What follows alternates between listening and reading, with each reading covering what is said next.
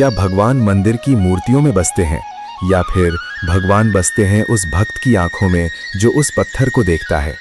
नमस्कार दोस्तों, स्वागत है आपका कथाएं और कहानियों के एक और एपिसोड में।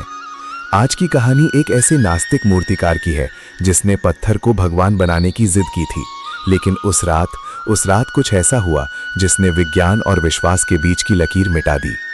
विक्रम, एक प्रसिद्ध लेकिन नास्तिक और घमंडी मूर्तिकार जो सिर्फ पैसों और कला के लिए मूर्तियां बनाता है, श्रद्धा के लिए नहीं। शहर के सबसे बड़े मंदिर के लिए भगवान कृष्ण की एक अद्वितीय मूर्ति बननी थी। विक्रम को यह प्रोजेक्ट मिला, लेकिन एक शर्त के साथ। मंदिर के ट्रस्टी ने कहा, विक्रम, इस मूर्ति में वो बात होनी चाहिए कि भक्त जब उसे देखे तो उसे पत्थर नहीं, साक्षात ईश्वर दिखाई दे। विक्रम हंसा, मेरे लिए ईश्वर सिर्फ एक क्लाइंट है और पत्थर मेरा कैनवस। आप मूर्ति की चिंता ना करें। काम शुरू हुआ। विक्रम ने दिन रात एक कर दिया। मूर्ति तैयार हो रही थी। चेहरा सुंदर था, आंखें बड़ी थीं, आभूषण बारीक थे, लेकिन कुछ कमी थी। जो भी उस मूर्ति को देखता कहता, सुंदर है पर जीवंत नहीं है। विक्रम झुंझला गया। उसने तोड़कर दोबारा बनाया, फिर तीसरी बार, लेकिन हर बार वही परिणाम। मूर्ति में प्राण नहीं आ रहे थे। डेडलाइन के 2 दिन पहले रात को विक्रम अपनी वर्कशॉप में हताश बैठा था। तभी बाहर तेज बारिश शुरू हो गई। दरवाजे पर दस्तक हुई। एक बेहद बूढ़ा, कांपता हुआ आदमी फटे पुराने कपड़े पहने अंदर आया। उसकी आंखों में एक अजीब सी चमक थी। उसने मूर्ति की ओर देखा और मुस्कुराया। सुंदर है पर यह देख नहीं रही। विक्रम गुस्से में बोला, तुम क्या जानो कला के बारे में? ये पत्थर है, देखेगा कैसे? बूढ़े ने कहा, बेटा, जब तक तुम अपनी छेनी से पत्थर काटोगे ये पत्थर ही रहेगा। जिस दिन तुम अपने आंसुओं से इसे धोओगे ये ईश्वर बन जाएगा। मुझे बस एक रात इस मूर्ति के पास रहने दो, शायद मैं मदद कर सकूं। विक्रम को लगा ये पागल है, लेकिन उसे भगा नहीं पाया। विक्रम ऊपर अपने कमरे में चला गया, लेकिन उसे नींद नहीं आई। वर्कशॉप से ठक ठक की आवाज नहीं, बल्कि किसी के बात करने की आवाज आ रही थी। ऐसा लग रहा था जैसे 2 दोस्त बरसों बाद मिले हों और हंस रहे हों। विक्रम दबे पांव नीचे आया।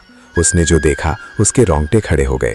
वो बूढ़ा आदमी मूर्ति के सामने बैठा था और मूर्ति के चरणों में अपना सिर रखकर रो रहा था।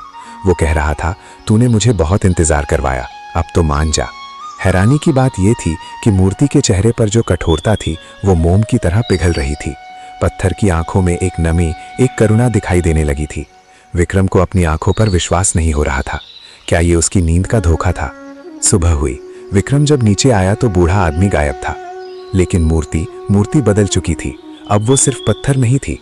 उसकी मुस्कान में ऐसा खिंचाव था कि विक्रम, जो कभी किसी के आगे नहीं झुका, उसके घुटने अपने आप मुड़ गए। उसकी आंखों से आंसू बह निकले। उसने पहली बार अपनी कला में नहीं, उस एहसास में भगवान को पाया। तभी मंदिर के ट्रस्टी और पुलिस वहां पहुंची। ट्रस्टी ने मूर्ति देखी और हैरान रह गए। अद्भुत, विक्रम, ये चमत्कार कैसे हुआ? तभी पुलिस इंस्पेक्टर ने विक्रम को एक फोटो दिखाई। सर, क्या आपने इस बूढ़े आदमी को देखा है? ये शहर के पागल खाने से भागा था। ये खुद को सुदामा समझता था और हर जगह कृष्ण को ढूंढता रहता था। आज सुबह इसकी लाश मंदिर की सीढ़ियों पर मिली है। विक्रम सन्न रह गया। फोटो उसी बूढ़े की थी जो रात भर यहाँ था। पोस्टमार्टम रिपोर्ट के अनुसार उस बूढ़े की मौत कल शाम ही ठंड लगने से हो चुकी थी। विक्रम कांपते हाथों से मूर्ति के पास गया। उसने देखा कि मूर्ति के चरणों पर, जहां उस बूढ़े ने अपना सिर रखा था, पत्थर गीला था, जैसे आंसुओं के निशान हो। विक्रम समझ गया, वो रात भर किसी पागल इंसान के साथ नहीं था, बल्कि एक भक्त की आत्मा अपनी आखिरी जिद पूरी करने आई थी। उस भक्त ने अपने आंसुओं से पत्थर को पिघला दिया था। विक्रम ने मूर्ति बनाई थी, लेकिन उसमें प्राण उस सुदामा ने फूके थे। उस दिन के बाद विक्रम ने कभी अपनी मूर्तियों पर अपना नाम नहीं लिखा। वो कहता, मैं तो सिर्फ पत्थर तराशता हूँ, भगवान तो भक्त के आंसुओं से बनते हैं। दोस्तों, ये कहानी हमें ये संदेश देती है कि ईश्वर तर्क में नहीं, समर्पण में मिलते हैं। दोस्तों, अगर ये भक्तिमय कहानी आपको छू गई हो तो वीडियो को लाइक करें, अपने मित्रों के साथ शेयर करें और ऐसे ही भक्तिमय कहानियों के लिए हमारे चैनल कथाएं और कहानियां को सब्सक्राइब करें। जय श्री कृष्ण।